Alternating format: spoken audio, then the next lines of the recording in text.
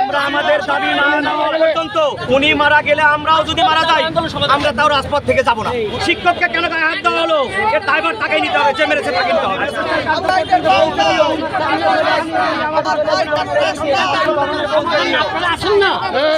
আমরা আমাদের দাবি না নেওয়া পর্যন্ত উনি মারা গেলে আমরাও যদি মারা যাই আমরা তাও রাজপথ থেকে যাব না। উনি বলে গেছেন যদি আমি মারা যাই তাহলে আমার লাশটা প্রধান উপদেষ্টার কার্যালয়ে পৌঁছে তারপর আমার পরিবারের সন্তানদের কাছে পৌঁছে দিও। দায়ভার সমস্ত প্রশাসনকে নিতে হবে। কেন মারা হলো তাকে?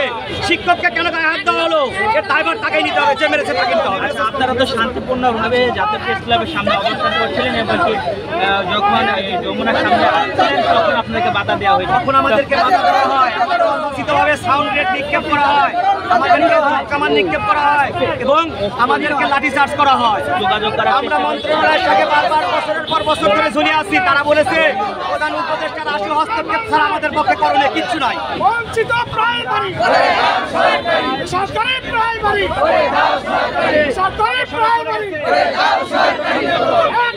একদমই আমাদের শিক্ষকরা অনেকে